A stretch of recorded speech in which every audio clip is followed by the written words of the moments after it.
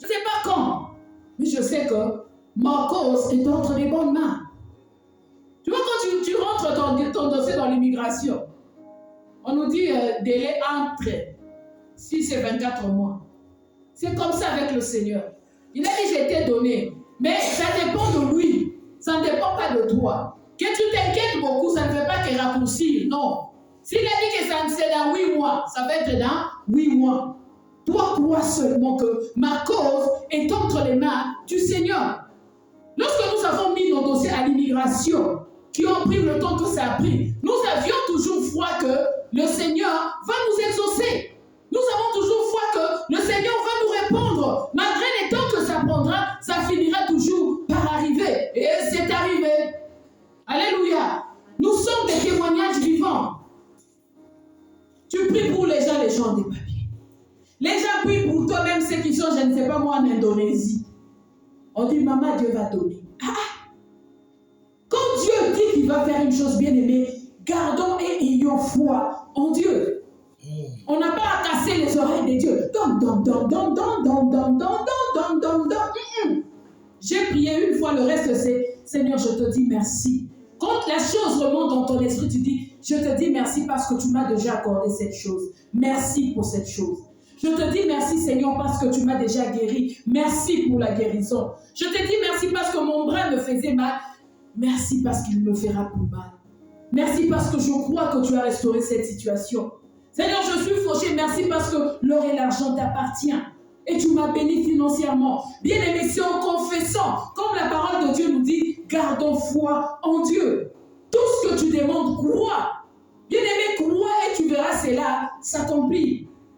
Mais si tu ne crois pas, il n'y a personne qui peut mieux croire que toi-même sur ce que tu as demandé à Dieu.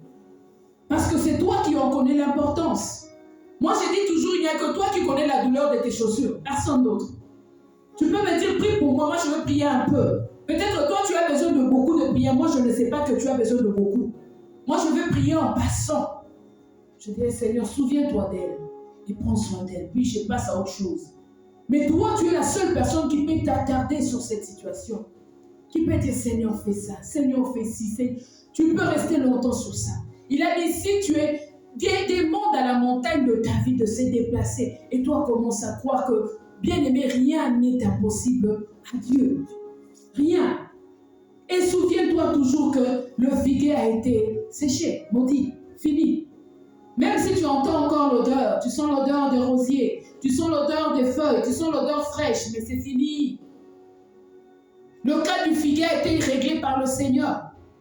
Et le Seigneur ne reviendra plus dessus parce que ça a été fait. Et il est passé à autre chose. Mais toi, tu es toujours Seigneur. Il te demande, mais il me demande encore quoi? Parce que j'avais déjà fait la chose. Mais c'est que toi, il va te rester de faire, c'est de pouvoir croire. Continue à croire. Ne t'arrête pas de croire. Continue toujours à croire. Continue toujours à croire. À dire, Seigneur, ça va arriver. À remercier le Seigneur pour ce que tu attends de Dieu. N'attends pas les choses des hommes bien-aimés. N'attends pas les réponses des hommes bien-aimés. Attends-toi à Dieu. Attends-toi à Dieu. Le matin, tu te réveilles, Seigneur, je m'attends, c'est que tu m'exauces.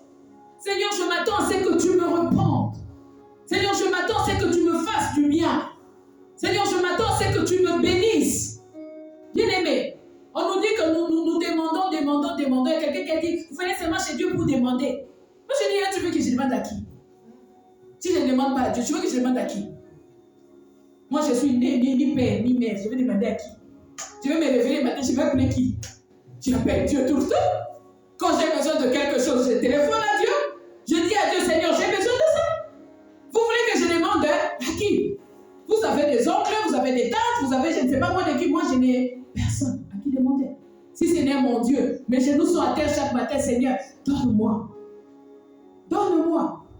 Même quand je fais quelque chose, je sais que, humainement parlant, c'est faisable. Mais je passe toujours par mon Père Céleste. Humainement parlant, je sais que bon, je veux faire ça, je veux recevoir ça. Même quand je reçois mon salaire, je dis Seigneur, merci, parce que tu m'as payé.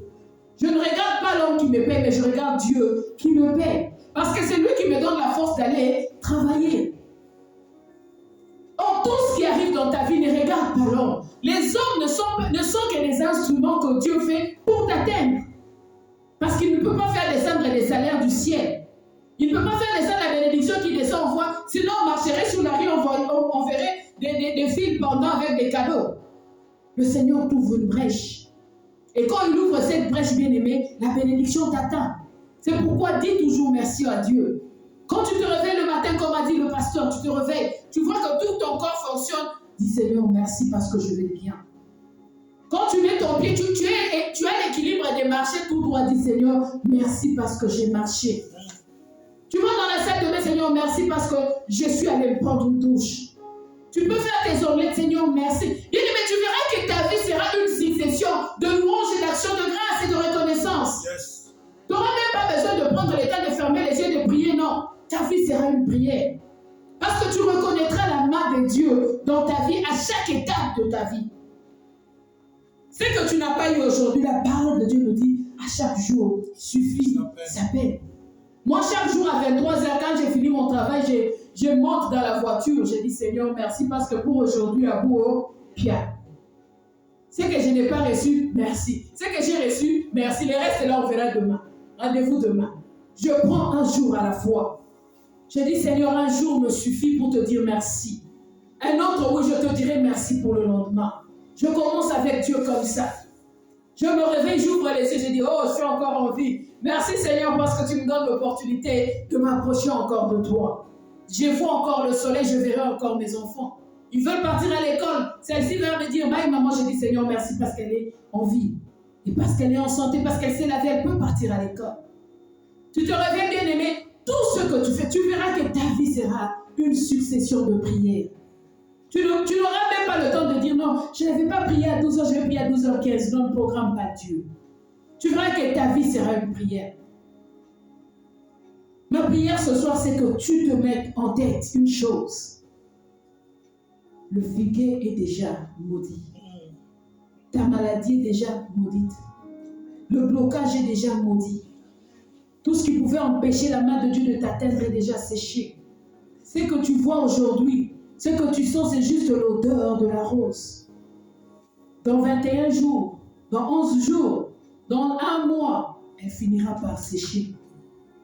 Elle finira par sécher. Le Seigneur te fera oublier le temps quand dévorer les sauterelles. Il le fait toujours. Tu ne te rappelleras même plus de ces temps difficiles. Parce que Dieu aura comblé en son temps ce qu'il veut combler dans ta vie. Tu vas fermer tes yeux, bien-aimés. Remercie le Seigneur. Alléluia. Merci Seigneur. Remercie Jésus là où tu es. Dis-lui merci Seigneur parce que tu as maudit le figuier. Dis-lui Seigneur merci parce que la racine a déjà été coupée.